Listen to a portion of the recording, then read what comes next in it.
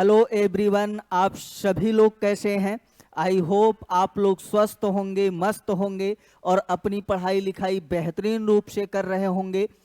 आप सभी का स्वागत करता हूं आपके अपने ऑनलाइन प्लेटफॉर्म प्रशिक्षण क्लासेस पर। गाइज, हम लोग सुपर 30 बैच के अंतर्गत अभ्यास श्रृंखला 22 अर्थात 22 का अभ्यास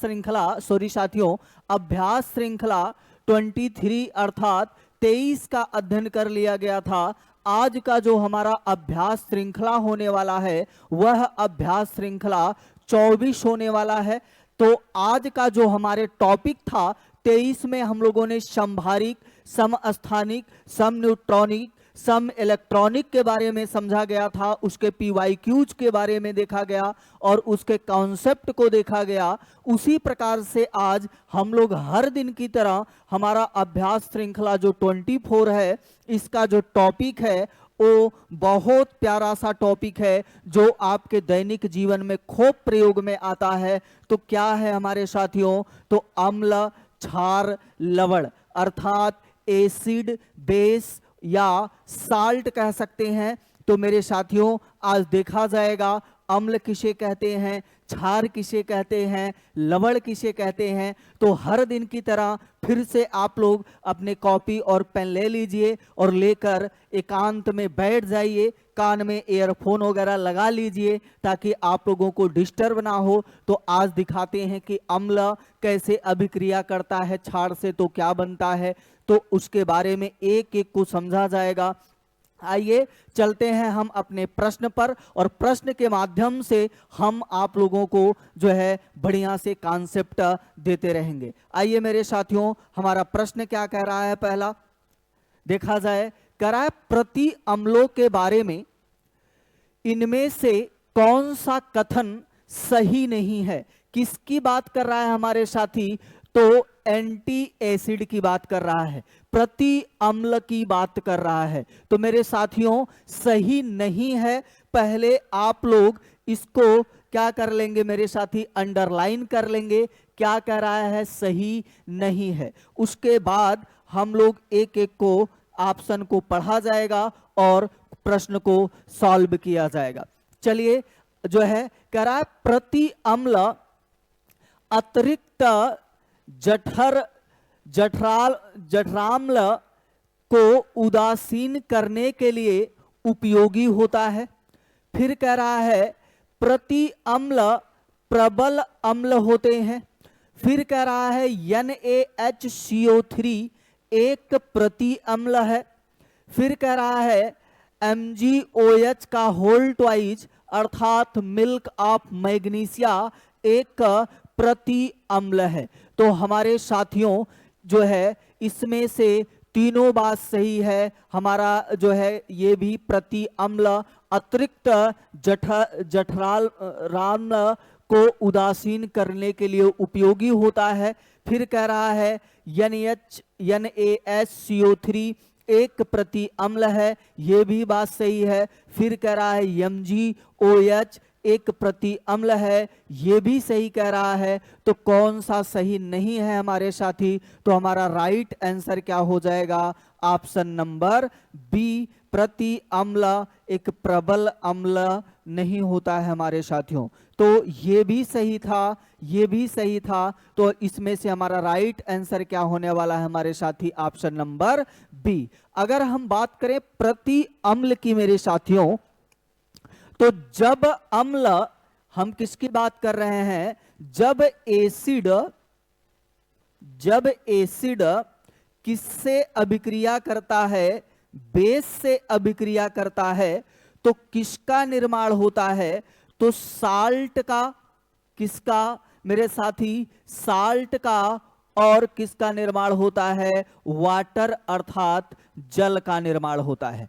और यह प्रक्रिया जो होती है इसी को उदासीनीकरण कहा जाता है। क्या कहा जाता है हमारे साथी? उदासीनीकरण कहा जाता है। चलिए, अर्थात जैसे अगर हम बात करें, आपने भोजन कर लिया या आप कुछ खा लिए, आपके पेट में अम्लीयता जो है अधिक हो गया, एसिडिटी अधिक हो गया तो उस समय आप किसका प्रयोग करते हो? तो प्रति अम्ल का करते हो, अर्थात आपको किसका प्रयोग करना चाहिए? क्षार का प्रयोग करना चाहिए, क्योंकि आपके पेट में क्या हो गया है? अम्लीयता हो गया है।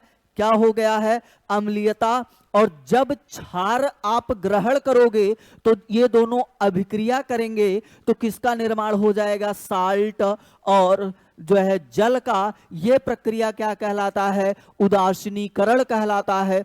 अर्थात आपके पेट की अम्लीयता क्या हो जाएगी साथी? दूर हो जाएगी।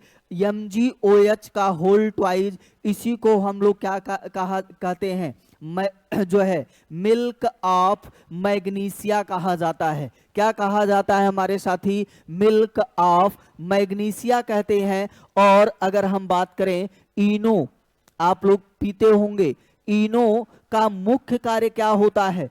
जब आपको कभी आपके पेट में अम्लीयता हो जाती है तो आप किसका प्रयोग करते हैं? इनो का प्रयोग करते हैं। तो इनो एक प्रकार का क्या होता है? तो प्रति अम्ल होता है। क्या होता है हमारे साथी? प्रति अम्ल होता है।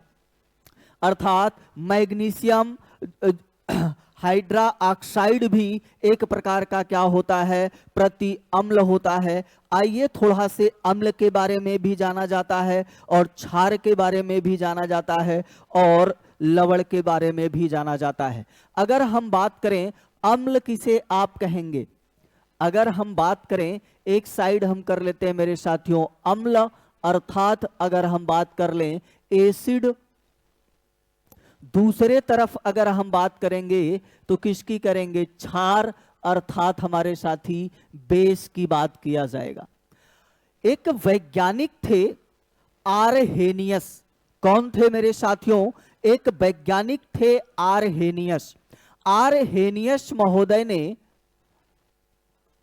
आरहेनियस महोदय ने बताया कि वे तत्व जो जल में घुलकर कैसा आयन दें? H+ आयन दें। कैसा आयन दें मेरे साथी? H+ आयन दें। उसे क्या कहा जाता है? अम्ल कहा जाता है। वही क्षार के बारे में इन्होंने बताया कि वे तत्व या वे पदार्थ जो जल में घुलकर OH- आयन दें, उसे क्या कहेंगे? क्षार कहेंगे। जब भी क्षार जल में घुलेगा वो क्या देगा? OH- देगा। और अम्ल की अगर हम बात करें तो ये जब जल में घुलेगा तो क्या देगा? H+ देगा।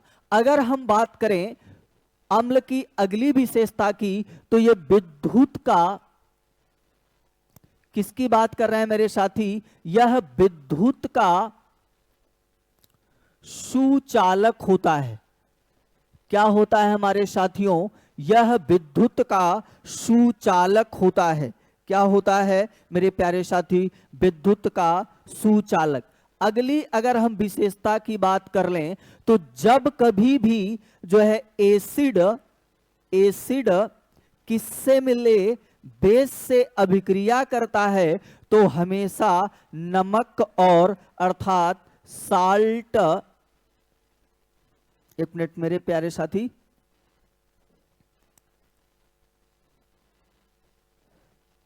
साल्ट और वाटर का निर्माण करता है। जैसे अगर हम बात कर लें तो बहुत प्यारा सा एग्जाम्पल होता है हमारे साथी HCl, है ना? और HCl क्या होता है? अम्ल। अगर हम बात करें तो NaOH, जब अभिक्रिया करते हैं तो किसका निर्माण हो जाता है हमारे साथी? Na किससे अभिक्रिया करेगा? Cl से, तो क्या बन जाता है? NaCl। और अगर हम बात करें अब, और बचा क्या है? एक H ये और इधर भी H, तो क्या हो जाएगा? H2O। आप देख रहे होंगे अम्ल और क्षार जब आपस में मिले तो किसका निर्माण हुआ? नमक और जल का। अगर हम बात कर लें जब कभी भी अम्ल एसिड किसी मेटल से अभिक्रिया करता है तो हमेशा हाइड्रोजन गैस निष्कासित करता है। क्या करता है हमारे साथी? हाइड्रोजन गैस निष्कासित करता है। वहीं पर अगर हम बात करें तो क्षार की दूसरी विशेषता ये क्या होता है? विद्युत का कुचालक होता है। अगर हम स्वाद की बात कर लें तो इसका स्वाद जो होता है कड़वा होता है। क्या मेरे साथी? तो इसका स्वाद कड़वा होता है। वहीं पर अगर हम अम्ल के स्वाद की बात कर लें तो इसका स्वाद कैसा होता है हमारे साथी? तो इसका स्वाद खट्टा होता है। और जब वही प्रक्रिया यहां भी होगी, जब जो है बेस एसिड से अभिक्रिया करेगा तो किसका निर्माण करेगा? साल्ट का निर्माण करेगा। और अगर हम बात कर लें तो वाटर का निर्माण करेगा। अगर हम बात कर लें थोड़ा सा पीएच स्केल का, कौन से स्केल हमारे साथी? पीएच स्केल का। तो पीएच स्केल की खोज सोरेनसन नामक वैज्ञानिक ने किया था। किसने किया था? ये आप लोग नोट कर लेंगे, ये कई बार पूछा गया है कि पीएच स्केल की खोज किसने किया है? तो सोरेनसन ने। अगर हम पीएच स्केल की बात करें तो 0 से शुरू होकर अगर बात करें तो कहां तक जाता है? 14 तक जाता है। बीच में अगर हम बात एक जो है कह रहे हैं मेरे साथियों 0, 1 मिनट, 1 से लेकर कितना होता है हमारे साथी? तो 14 होता है। तो बीच की अगर हम बात कर लें इसका माध्यांक कितना होता है? 7 होता है। क्या होता है हमारे साथी? 7 होता है। अगर हम बात कर लें 7 से अगर कम है, 7 से किसी जो है 7 से कम है पीएच मान तो वह क्या कहलाता है? अम्ल कहलाता है। अगर 7 से कम है पीएच मान तो वह अम्ल कहलाएगा। और 7 से जब अधिक होता है तो वो क्या कहलाता है हमारे साथी? बेस कहलाता है, अर्थात क्षार कहलाता है। अगर हम बात करें, चलिए अब चलते हैं अपने प्रश्न की तरफ। हमारा प्रश्न क्या कह रहा है अगला, और ये आप लोग नोट कर लेंगे। जब कभी भी ये चीज नोट कर लेंगे, एसिड मेटल से अभिक्रिया करती है, किसी धातु से अभिक्रिया करती है तो कौन सा गैस निष्कासित होता है? तो हाइड्रोजन निष्कासित होता है। क्या होता है? हाइड्रोजन। चलिए चलते हैं अगले प्रश्न की तरफ। जैसे एग्जाम्पल लिखना चाहते हैं आप लोग तो एग्जाम्पल भी लिख सकते हैं। जैसे H2SO4 प्लस अगर Cu अर्थात कॉपर कर दें तो ये अभिक्रिया जब कराओगे तो क्या बन जाएगा? कॉपर सल्फेट बन जाएगा। CuSO4 बचा क्या है हमारे साथी? H2। तो अगर हम बात कर लें तो ये कौन सा गैस निष्कासित कर रहा है? हाइड्रोजन कर रहा है। आई होप आप लोग को समझ में आया होगा। चलिए चलते हैं अगले प्रश्न की तरफ। अगला प्रश्न क्या कह रहा है हमारे साथी? कह रहा है सामान्यतः अधातुओं के ऑक्साइड प्रकृति में होते हैं, उदासीन होता है। क्या पूछ रहा है? उदासीन होता है कि अम्लीय होता है कि क्षारीय होता है कि उभयधर्मी होता है? उभयधर्मी का मतलब दोनों, दोनों का मतलब हमारे साथी अम्लीय व क्षारीय दोनों। तो बताइए जो है क्या सही होगा? आप लोग कमेंट कीजिए। जो है एसिड एंड बेस दोनों। तो मेरे साथियों कमेंट करेंगे इसका राइट आंसर क्या होने वाला है। जो है अधातु की पूछा है, आप लोग धातु मत करके जो है आंसर दीजिएगा। तो अगर हम बात कर लें धातु, मेटल, समझ लीजिए फिर जो है आंसर किया जाता है। जब धातु कभी ऑक्सीजन से अभिक्रिया करता है, किससे अभिक्रिया करता है? ऑक्सीजन से अभिक्रिया करेगा तो क्या बनाएगा? धातु ऑक्साइड। क्या बनाएगा मेरे साथी? धातु ऑक्साइड। वहीं पर अगर हम बात करें धातु ऑक्साइड का जो माध्यम होता है वो कैसा होता है? क्षार, अर्थात क्षारीय होगा। और जब भी अधातु जब अभिक्रिया करेंगे कौन करेंगे? अधातु जब ऑक्सीजन से अभिक्रिया करेगा तो अधातु ऑक्साइड बनाएगा और इसका जो माध्यम होता है हमारे साथी वो क्या होता है? अम्लीय होता है। क्या होता है? अम्लीय होता है। तो हमारा राइट आंसर क्या हो जाएगा हमारे साथी? तो ऑप्शन नंबर बी हमारा सही आंसर होगा, सही उत्तर होगा। आई होप आप लोग को समझ में आ रहा होगा, साथ साथ मजा भी आ रहा होगा, जो है साथ साथ आप लोग नोट भी करते होंगे। जो है मेरे साथियों, आप लोग अपने YouTube चैनल प्रशिक्षण क्लासेस के YouTube चैनल को अधिक से अधिक शेयर कीजिए, हमारे YouTube चैनल को सब्सक्राइब कीजिए और वीडियो अच्छा लगे तो हमारे वीडियो को लाइक कीजिए। चलिए चलते हैं अगले प्रश्न की तरफ। इसका हमारा आंसर क्या हो जाएगा हमारे साथी? तो ऑप्शन नंबर बी, अधातुओं के ऑक्साइड की प्रकृति कैसी होती है? प्रकृति में कैसे होते हैं? तो अम्लीय होते हैं। चलिए, कॉपर सल्फेट CuSO4 किसकी बात कर रहा है हमारे साथी? CuSO4 की बात कर रहा है, कॉपर सल्फेट की बात कर रहा है। कॉपर सल्फेट का जलीय विलयन कर रहा है, लिटमस को प्रभावित नहीं करता है, नीले लिटमस को लाल कर देता है। दोनों लाल तथा नीले लिटमस पेपर को प्रभावित करता है, अर्थात नीले को भी प्रभावित करता है और लाल को भी करता है। फिर कह रहा है हमारे साथी लाल लिटमस को नीला कर देता है। तो मेरे साथियों, अभी हमने अभिक्रिया एक कराया था H2SO4 + Cu, तो हमको क्या मिला था? हाइड्रोजन जो है गैस निष्कासित हुई थी, तो बनाया क्या था? CuSO4 कॉपर जो है कॉपर सल्फेट।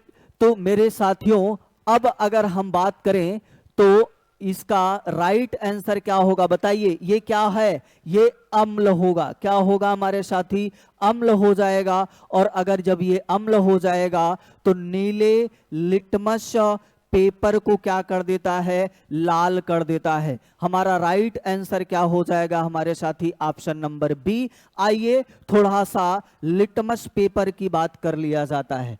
किस पेपर की? Litmus paper.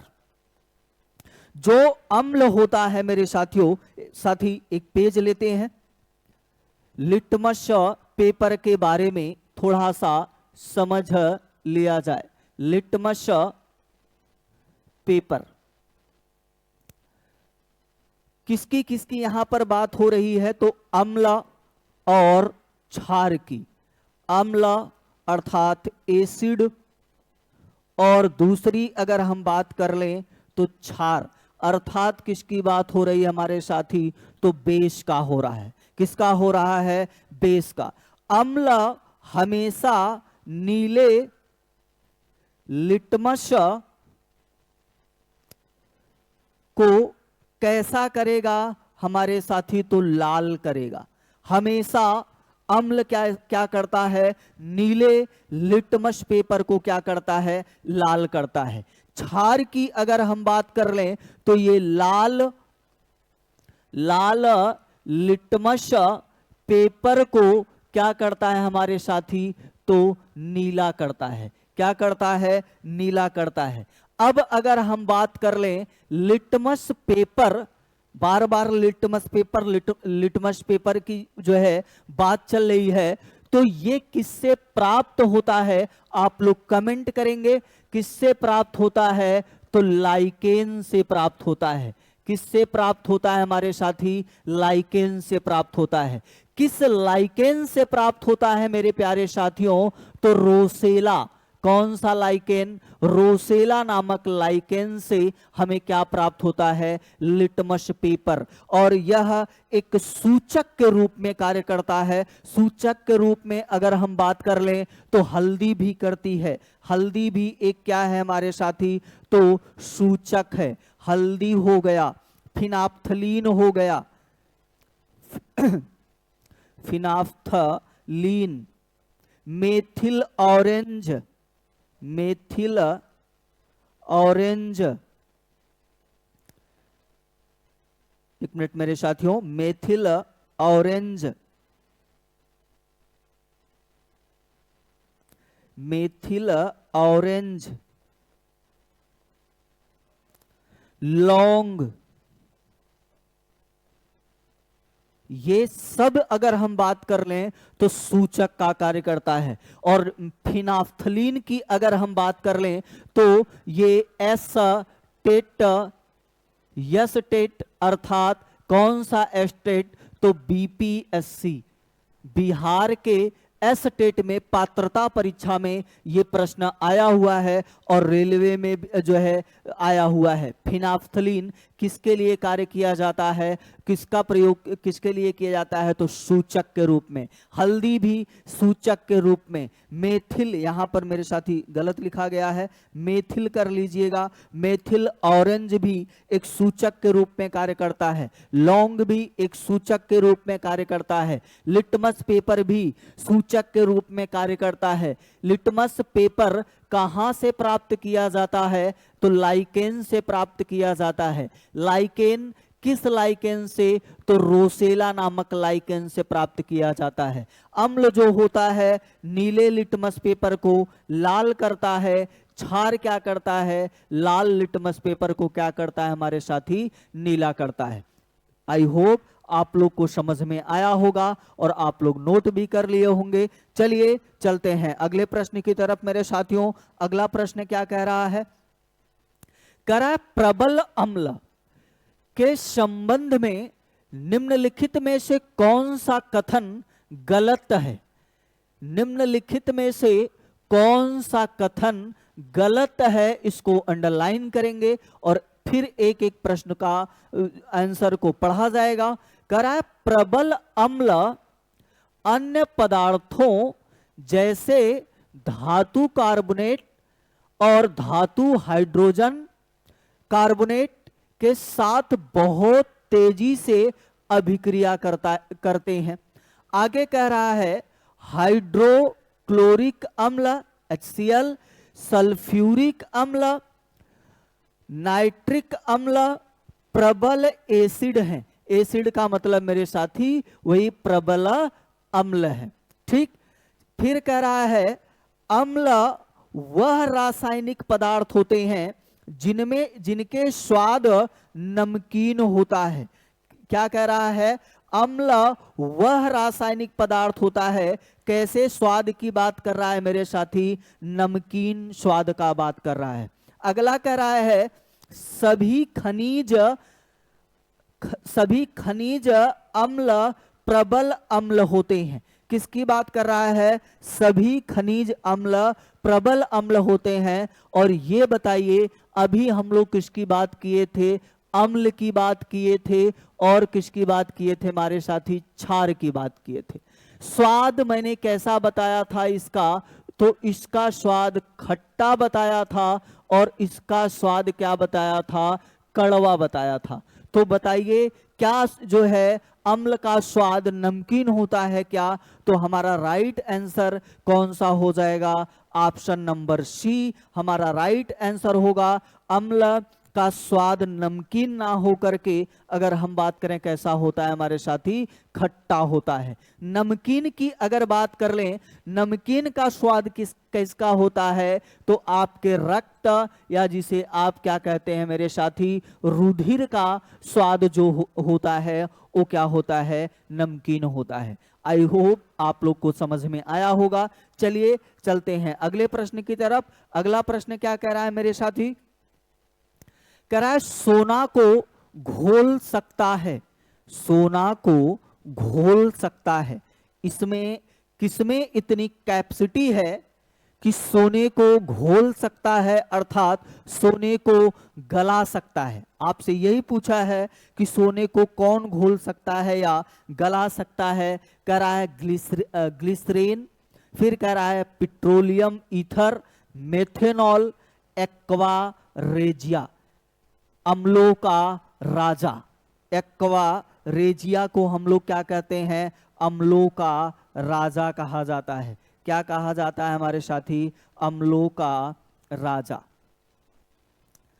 जब हम लोग क्या मिलाते हैं हमारे साथी, HCl और HNO3 को मिलाया जाता है तो क्या क्या बनता है हमारे साथी? तो एक्वा रेजिया अर्थात अम्लों का राजा। और हमारा राइट आंसर क्या होने वाला है? तो ऑप्शन नंबर डी। इसी में इतना क्षमता है कि जो सोने को क्या कर सकता है हमारे साथी? घोल सकता है, अर्थात अगर हम बात कर लें तो सोने को गला सकता है। चलिए चलते हैं अगले प्रश्न की तरफ हमारे साथी। अगला प्रश्न क्या कह रहा है जो है, चलिए देखते हैं।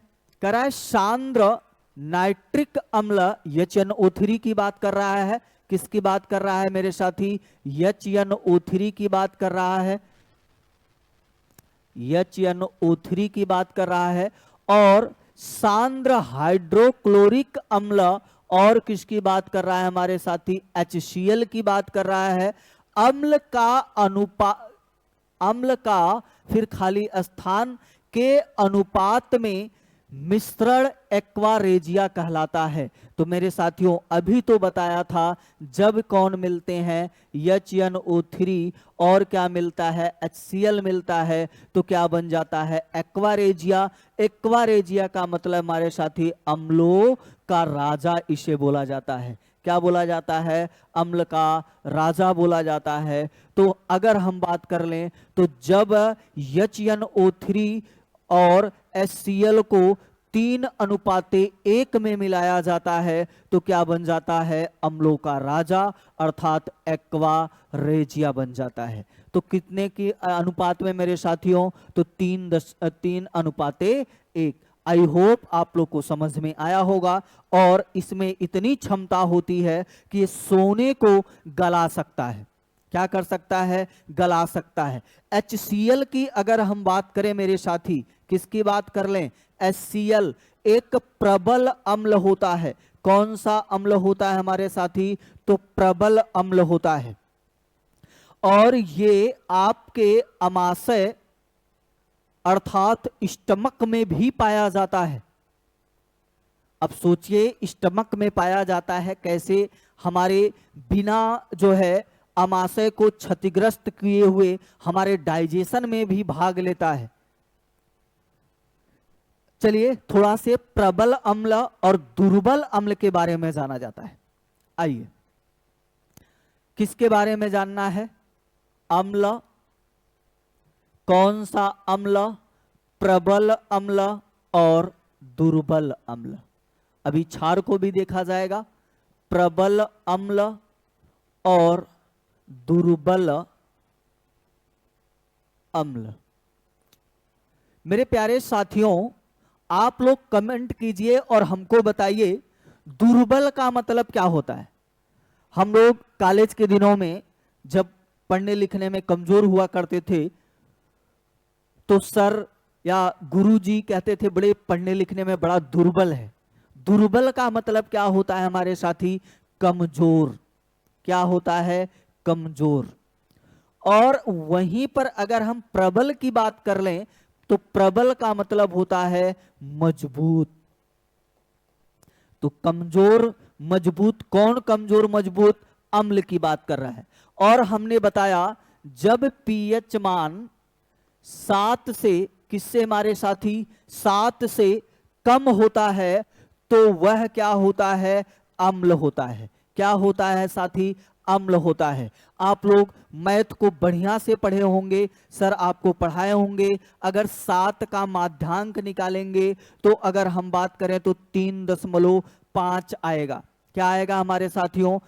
3.5। अगर 3.5 से कम है, क्या कम है हमारे साथी? पीएच मान। किसी भी जो है पदार्थ का अगर पीएच मान जो है 3.5 से कम है तो वो क्या होता है? प्रबल। जैसे HCl, HNO3, H2SO4, सांद्र सल्फ्यूरिक अम्ल, हाइड्रोक्लोरिक अम्ल। और वहीं पर अगर बात करें जब 3.5 से अधिक होगा क्या मेरे साथियों? पीएच मान, तो वह कहलाता है दुर्बल अम्ल। कौन सा अम्ल कहलाता है हमारे साथी? दुर्बल अम्ल।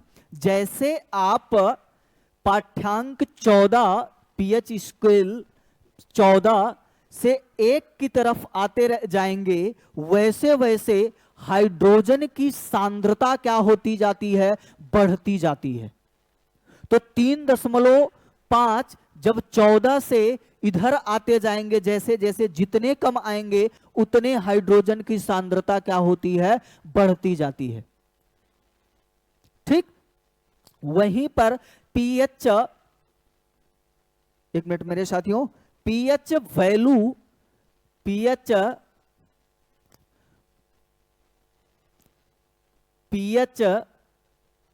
पोटेंशियल ऑफ हाइड्रोजन होता है। क्या पूरा नाम होता है हमारे साथियों? पोटेंशियल ऑफ हाइड्रोजन होता है, या कहीं कहीं आपको मिल जाएगा पावर ऑफ हाइड्रोजन। क्या होता है?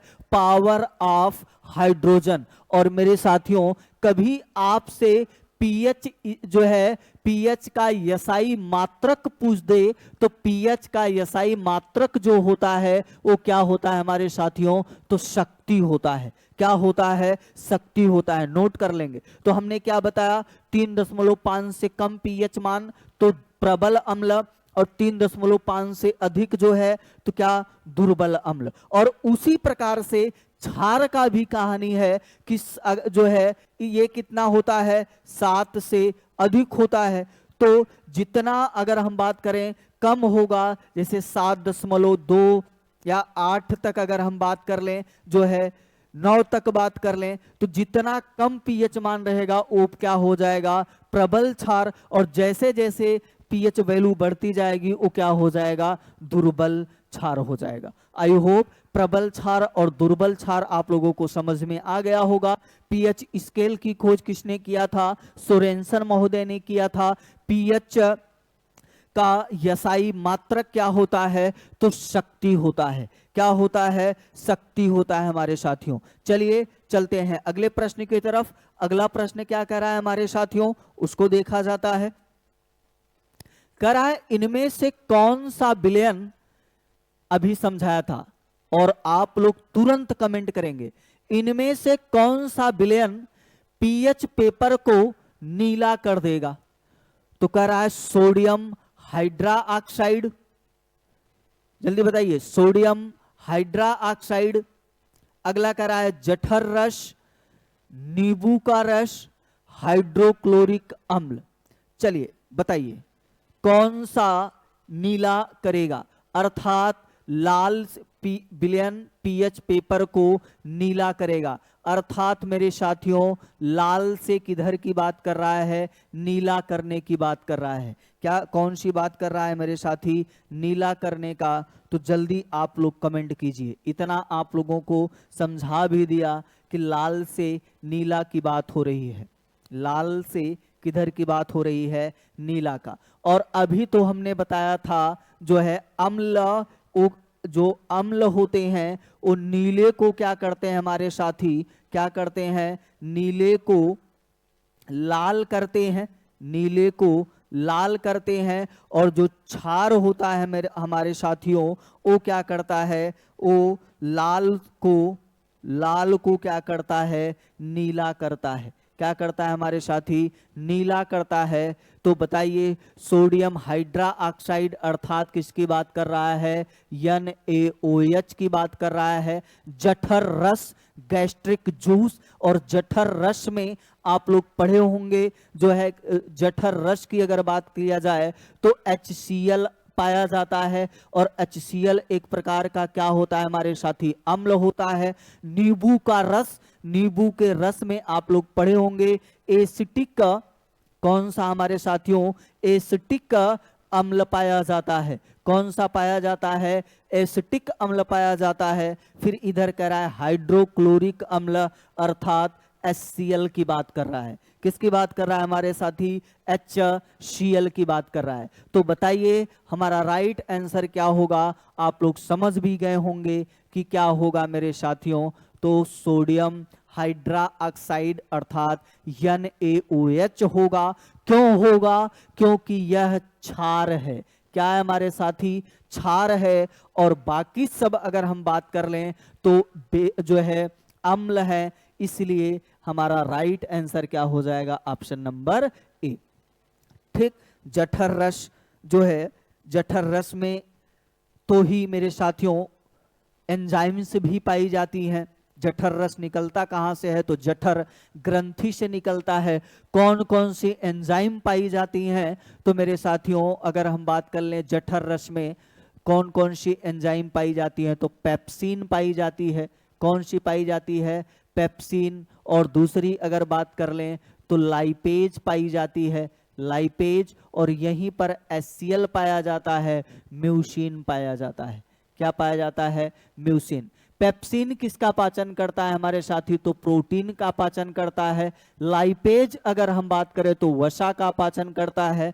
HCl का क्या कार्य होता है, तो HCl का मुख्य कार्य होता है हमारे भोजन में पाए जाने वाले कंकड़ पत्थर को गलाना एवं निष्क्रिय एंजाइमों को सक्रिय करने में कौन मदद करता है, HCl करता है।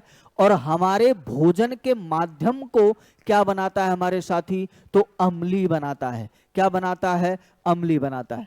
ठीक है, चलिए चलते हैं अगले प्रश्न की तरफ हमारे साथी। अगला प्रश्न क्या कह रहा है, कह रहा है टूथपेस्ट की टूथपेस्ट प्रकृति में सामान्यतः होता है, यानी कह रहा है अम्लीय होता है कि उदासीन होता है कि क्षारी होता है कि हानिकारक होता है। मेरे साथियों जल्दी बताइए क्या होता है। आप जो डेली टूथपेस्ट, क्लोजअप, कोलगेट तमाम प्रकार के करते रहते हैं, उसकी जो प्रकृति होती है वो अम्लीय होती है कि क्षारी होती है कि दोनों होता है, और या अगर हम बात कर लें क्या होता है, चलिए जल्दी बताइए। तो मेरे साथियों जो टूथपेस्ट की प्रकृति होती है वो क्या होता है, क्षारी होता है। क्या होता है, क्षारी होता है। अर्थात जब मेरे साथी आप ब्रश करते हैं, ब्रश भोजन करने के पहले ही करते हैं। क्या करते हैं हमारे साथी, भोजन करने से पहले ही करते हैं, भोजन करने से पहले। और भोजन करने से पहले हमारा लार अर्थात स्लाइबा का जो माध्यम होता है, माध्यम की अगर हम बात कर लें, हमारे स्लाइबा का जो माध्यम होता है वो क्या होता है, तो अम्लीय होता है। क्या होता है, अम्लीय होता है। जब आप अम्लीय होगा तो बहुत देर तक अगर हमारा लार स्लाइबा या लार अम्लीय होता है तो हमारे दांतों पर हानिकारक प्रभाव पड़ने लगता है। आप लोग पढ़े भी होंगे कि जो है कि अम्लों के कारण हमारा दंत क्षय होता है, अर्थात हमारा इनेमल जो है प्रभावित होने लगता है। इनेमल क्या होता है हमारे साथियों, तो हमारे दांत का सबसे ऊपरी परत जो चमकदार होता है उसी को क्या कहा जाता है, इनेमल कहा जाता है।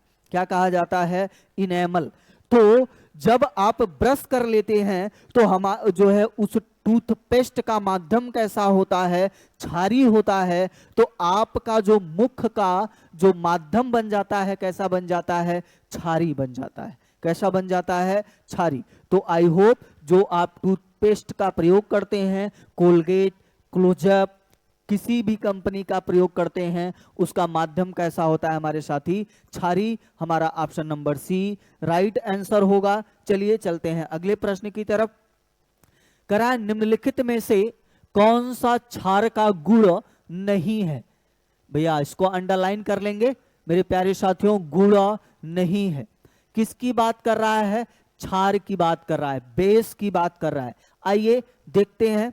ये लाल लिटमस को नीला कर देता है, बिल्कुल सही बात है मेरे प्यारे साथियों। अभी तो बताया था कि ये लाल लिटमस पेपर को कैसा करता है, नीला करता है। अगला कह रहा है ये पानी में हाइड्रोजन आयन उत्पन्न करते हैं, या क्या करते हैं, हाइड्रोजन आयन उत्पन्न करते हैं। चलिए फिर कह रहा है ये मोटी सामग्री को विघटित कर देते हैं।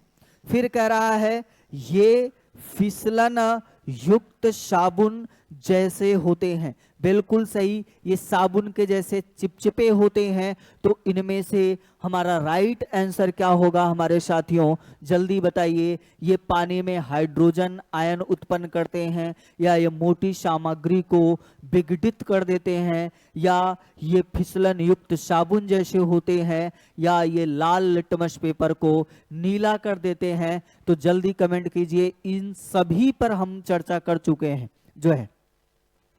चलिए, ये आप लोगों का होमवर्क रहेगा और आप लोग कमेंट में लिखेंगे जरूर। कल हम आप लोगों का कमेंट चेक करेंगे कि देखते हैं कितने आप लोग सक्रिय हैं अपने पढ़ाई लिखाई को लेकर। चलिए चलते हैं अगले प्रश्न की तरफ हमारे साथी। अगला प्रश्न हमारा क्या कह रहा है, कह रहा है मेरे साथी, इनमें से कौन सा अम्ल क्षार युग्म अमोनियम क्लोराइड यानी किसकी बात कर रहा है, NH4Cl की बात कर रहा है, का लवण उत्पन्न करेगा। चलिए आइए देखा जाता है आपको कौन NH4Cl देगा। कह रहा है H2SO4 NH4OH, क्या ये देगा क्या मेरे साथी? कहीं भी आपको NH4Cl और लवण नहीं देगा। कह रहा है HNO3, क्या कह रहा है हमारे साथी, HNO3। फिर कह रहा है NH4OH, ये क्या देगा क्या साथी? बिल्कुल नहीं देगा। चलिए आइए अगली बात करते हैं, आगे चलते हैं। कह रहा है HCl NH4OH, आइए देखते हैं क्या कह रहा है हमारे साथी, HCl। फिर क्या कह रहा है, अभिक्रिया करा दीजिए, NH4, फिर क्या कह रहा है, OH। जब आप अभिक्रिया कराएंगे तो क्या बन जाएगा हमारे साथी, NH4 और Cl, NH4Cl। क्या मिल गया आपको? अमोनियम क्लोराइड मिल गया। बचा क्या है हमारे साथी? तो H2O। क्या बचा है हमारे साथी? H2O बचा है। तो हमारा राइट आंसर क्या हो जाएगा हमारे साथी जो है, तो ऑप्शन नंबर सी हमारा राइट आंसर हो जाएगा। चलिए चलते हैं अगले प्रश्न की तरफ। अगला प्रश्न क्या कह रहा है हमारे साथी, कह रहा है वॉशिंग सोडा है, वॉशिंग सोडा जो आप लोग कपड़ा धुलने के लिए पाउडर का या सोडा का प्रयोग करते हैं, उसी के बारे में पूछा है। कह रहा है एक उदासीन लवण है, फिर कह रहा है एक क्षारक है, फिर कह रहा है एक अम्लीय लवण है, फिर कह रहा है हमारे साथी एक क्षारकीय लवण है। तो बताइए मेरे साथी क्या है? तो वॉशिंग सोडा क्या होता है? ऑप्शन नंबर डी हमारा राइट आंसर होने वाला है, एक क्षारकीय लवण होता है। क्या होता है हमारे साथी? एक क्षारकीय लवण होता है। चलिए चलते हैं अगले प्रश्न की तरफ। अगला प्रश्न क्या कह रहा है आप लोगों का, कह रहा है NaCl एक लवण है जो बनता है, NaCl एक लवण है, अर्थात सोडियम क्लोराइड एक लवण है जो किससे बनता है? कह रहा है तीव्र अम्ल और मंद क्षार से। कह रहा है मंद अम्ल और मंद क्षार से, कह रहा है तीव्र अम्ल और तीव्र क्षार से, फिर कह रहा है मंद अम्ल और तीव्र क्षार से। चलिए आइए देखते हैं। अगर हम बात कर लें तो अभी शुरू में ही एग्जाम्पल मैंने बताया था हमारे साथियों, कौन सा बताया था? HCl प्लस जब हम लोग किसको मिलाते हैं, NaOH को अभिक्रिया कराते हैं तो क्या बनता है? लवण बनता है। आइए इधर लेते हैं, HCl प्लस NaOH का अभिक्रिया करा दो मेरे साथियों। HCl को अभी तो हमने बताया था ये क्या होता है? प्रबल अम्ल होता है। इसका पीएच मान की अगर बात कर लें तो इसका जो पीएच मान होता है लगभग 1 होता है साथी। कितना होता है? एक होता है। तो प्रबल अम्ल और इसकी अगर हम पीएच मान की बात करें, इसका जो पीएच मान होता है लगभग वह 14 होता है। क्या होता है हमारे साथी? 14। तो ये बताइए प्रबल अम्ल और दुर्बल क्षार, तो कहीं है जो है प्रबल अम्ल और दुर्बल क्षार, तीव्र अम्ल तीव्र क्षार, मंद अम्ल और मंद क्षार से, तीव्र अम्ल और मंद क्षार से। तो मेरे साथियों तीव्र अम्ल और तीव्र यहां पर 14 है, तो ये क्या हो जाएगा? तीव्र क्षार हो जाएगा। हमारा राइट आंसर क्या हो जाएगा? ऑप्शन नंबर सी हमारा राइट आंसर हो जाएगा। तीव्र अम्ल और तीव्र क्षार से बनता है। आइए चलते हैं अगले प्रश्न की तरफ। अगला प्रश्न क्या कर रहा है, इसको आप अभिक्रिया कराएंगे तो क्या बन जाएगा मेरे साथी? NaCl बन जाएगा और प्लस H, और ये H तो क्या हो जाएगा? H2। बचा क्या है हमारे साथी? O, तो H2O। आई होप आप लोग को समझ में आया होगा। तो आज के लिए मेरे साथियों बस इतने ही प्रश्न। फिर मिलते हैं आप सभी से अगले अभ्यास श्रृंखला में। तब तक के लिए आप लोग स्वस्थ रहिए, मस्त रहिए और अपनी पढ़ाई लिखाई जोरदार तरीके से करते रहिए। आप सभी का थैंक यू, धन्यवाद।